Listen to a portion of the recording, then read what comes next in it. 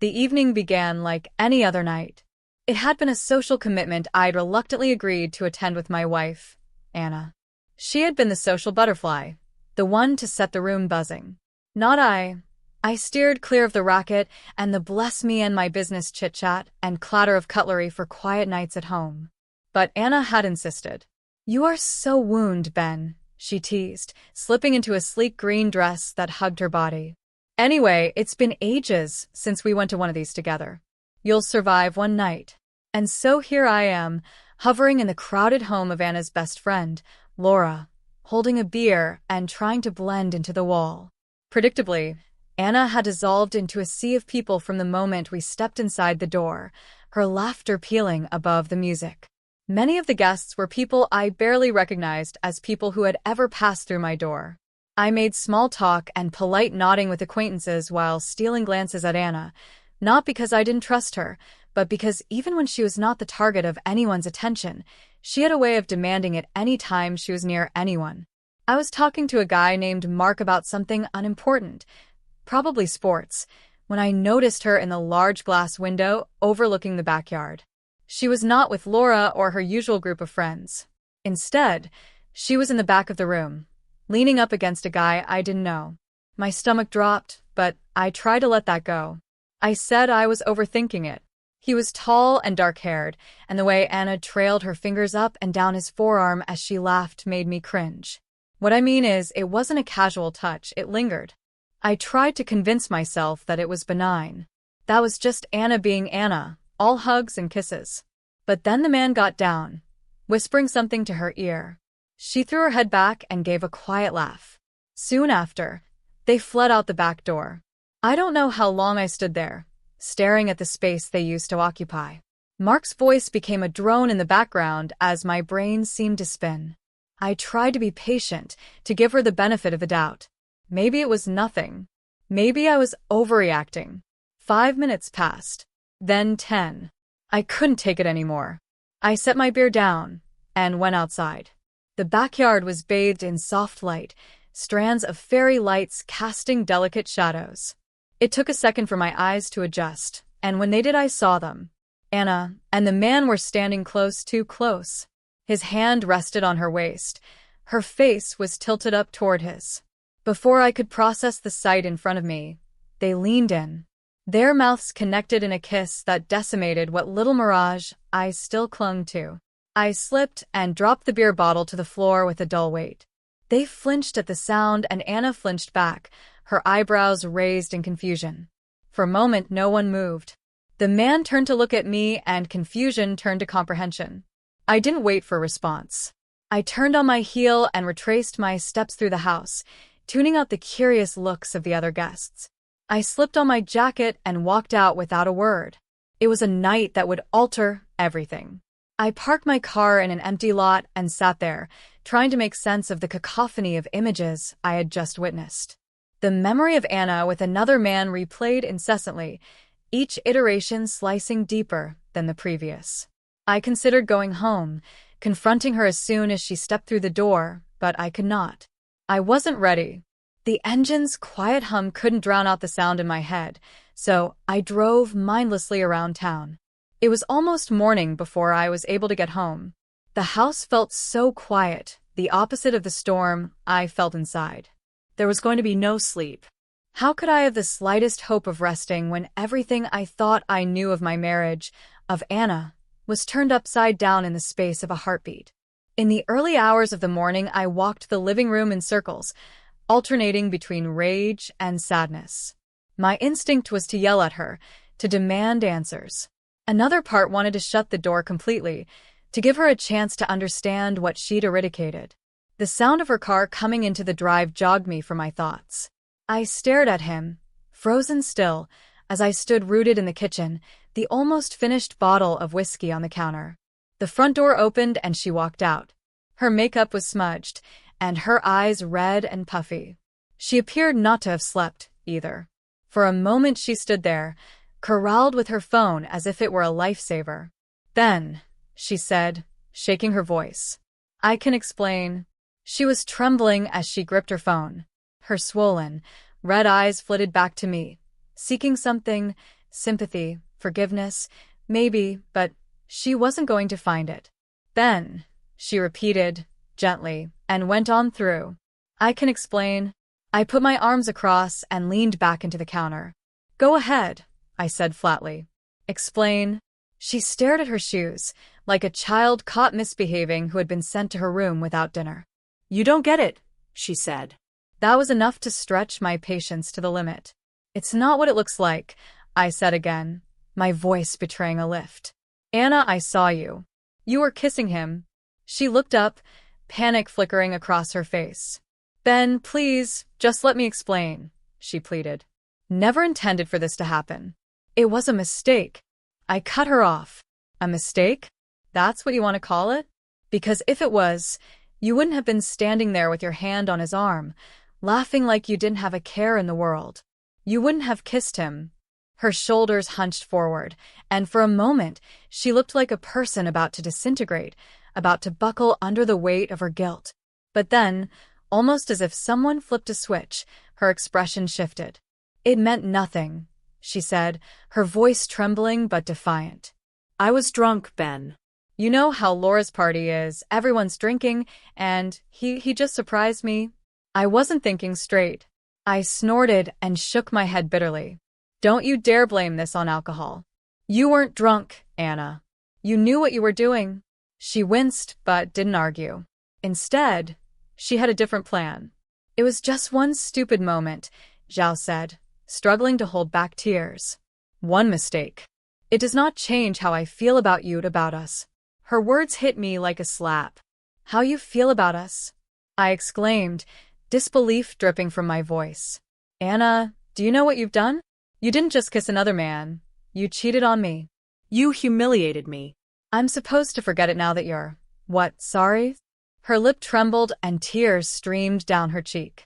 "I'm not saying to forget," she said quietly. "I'm asking you to forgive me, please." Forgiveness. Wherever the word fell, it was heavy in the air, suffocating. How could she expect me to forgive her when she hadn't even unpacked it? "Who is he?" I asked suddenly. Anna froze. "The man who kissed you," I clarified, my tone icicle cold. "Who is he?" Her hesitation at the request spoke volumes as to what I needed to know. She knew who he was. This wasn't just some nobody who caught her on a weak moment. "He's just some guy Laura knows," she finally said, so softly I could hardly hear her. "His name, Anna," I demanded. "What's his name?" This time she hesitated again, and for a moment I thought she might not reply. But she eventually sighed deeply and let her shoulders settle, defeated. "Evan," she whispered. The name didn't ring a bell, but it didn't matter. The important thing was he wasn't me. I leaned against the counter and started walking around the kitchen, my mind racing too fast for me to interpret. "How long?" I asked. Anna's head shot up. "How long? What? How long have you been talking to him?" I clarified. Because I don't think this was the beginning of something happening, not for 1 second. "It was Ben," she pleaded with her voice rising with desperation. "I swear to God, I ain't never done nothing like this. I didn't even know him until yesterday."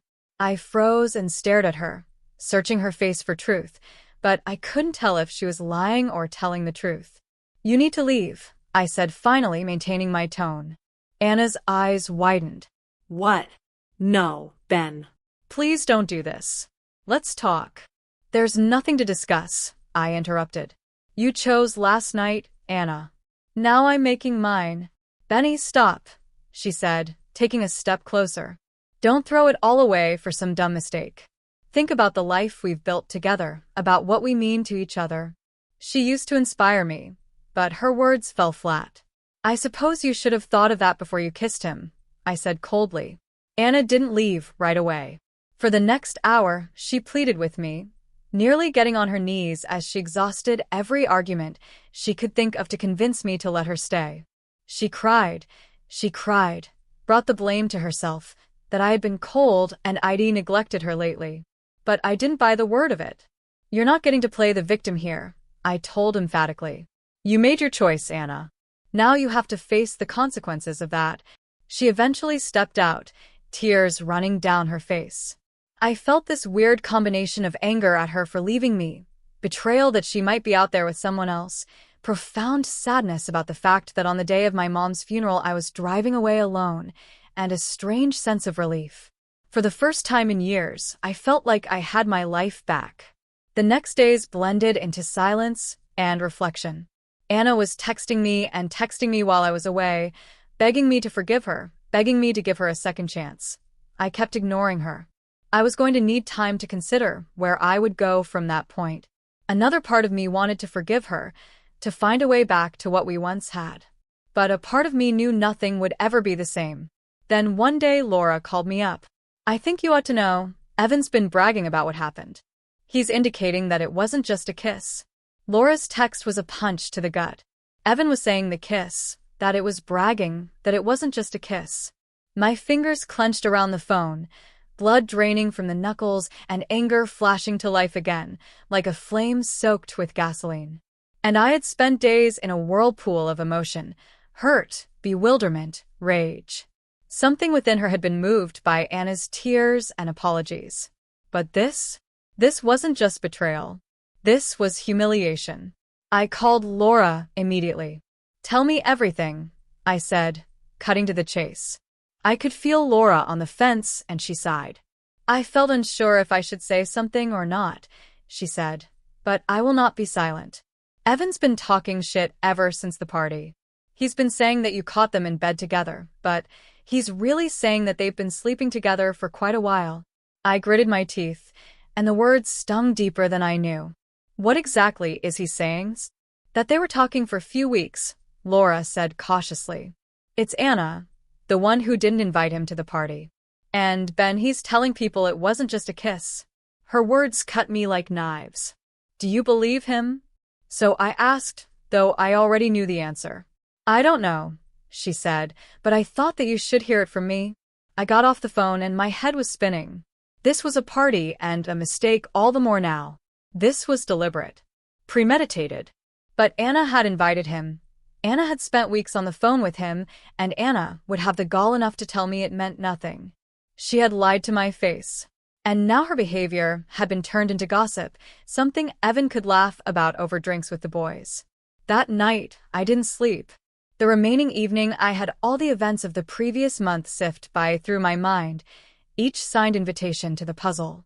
Then I thought of all the times Anna was on her phone, giggling at texts she never showed me, the late nights she's caught up on work, the little behavior changes that were so small they were no more than stress or exhaustion to me. It all made sense now. By the morning, I knew what to do. I wasn't going to sit by and let this happen. If Anna was going to wreck my marriage from the inside out, then I needed to give her that opportunity and deal with the aftershock of her decision. When Anna called the next morning, the first time we'd spoken in days, I told her. Then, her voice washed over me in relief. "Thank you for answering. I meant to call you." "We have to talk," I interrupted, my voice cold. "In person?" There was a pause. "Okay," she said hesitantly. "When?" An hour later, Anne arrived at the house nervous, unsure. She'd scrubbed up, but leftover tension clung to her rounded features.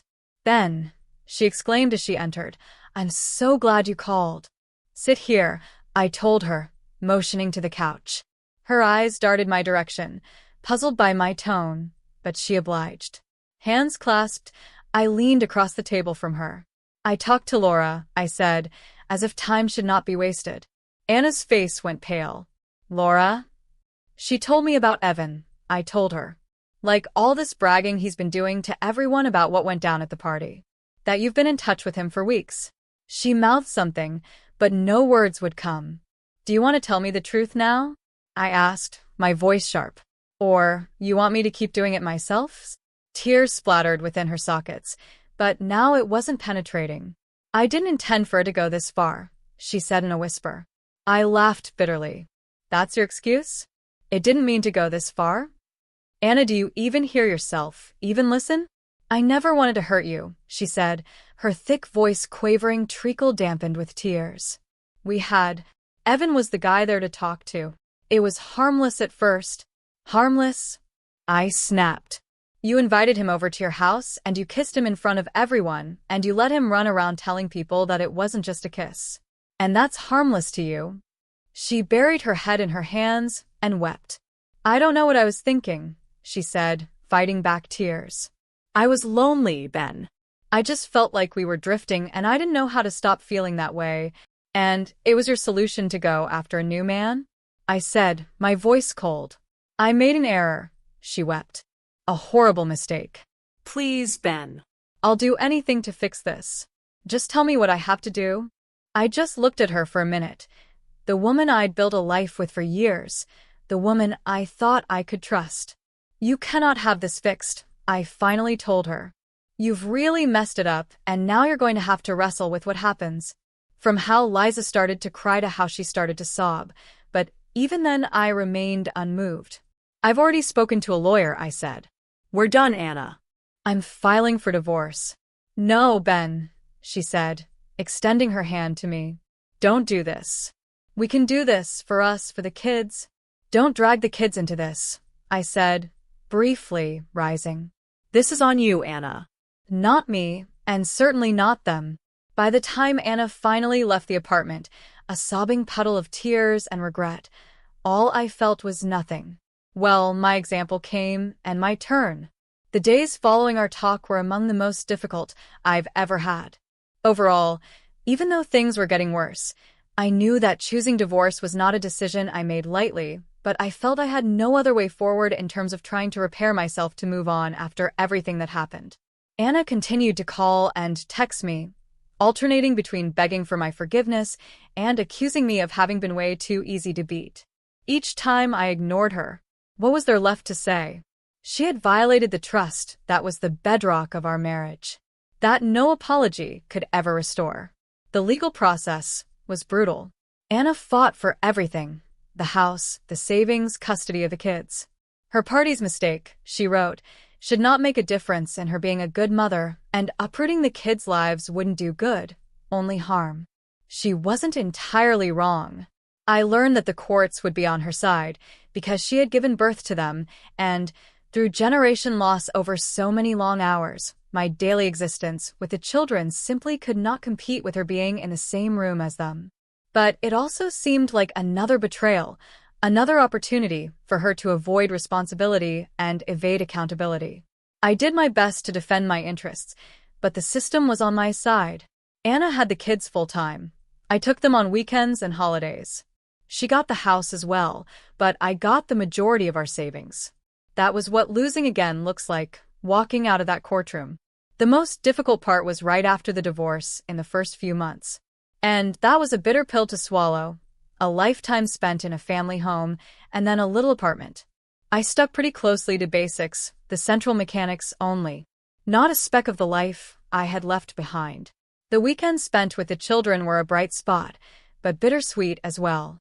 I could sense their confusion, their fear of asking the hardest question. Why had Mommy and Daddy stopped living together? Why couldn't they all simply live in one home? They needed the facts, that it wasn't me, or that Anna did something irreparable. But they were too young to understand it, and I couldn't stand to burden them with adult stuff. Anna, for her part, took similar steps to rehabilitate her image. From what I heard through mutual friends, she broke up with Evan and maintained that what occurred at the party was a one-time lapse in judgment. But the damage was done. She was besieged by rumors and her reputation collapsed. I didn't enjoy it, though. It didn't undo whatever hurt she had wrought in me, or repackage whatever I had lost watching her suffer. I had lessons learned throughout the process, and that was all. I found out trusting is temporary. A single moment of self-interest can splay open the strongest of ties. Love alone cannot keep a marriage intact without honesty and fidelity. And it dawned on me that for me to return to home to who I am, I had to leave, painful as it was. And looking back, I'm glad I made that choice. Yes, my life is harder now. I miss seeing my kids every day, of course. But now I am free of the deception, the treachery, the bottomless sense of inadequacy. As to Anna, I hope she, too, learns a lesson. I hope she knows that what she did was so much worse, incomparably worse, than she presumably realized. And I hope she leaves with that regret as a lesson for what she lost.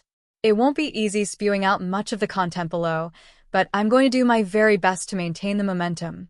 Because life, no matter how swaddled in betrayal, goes on.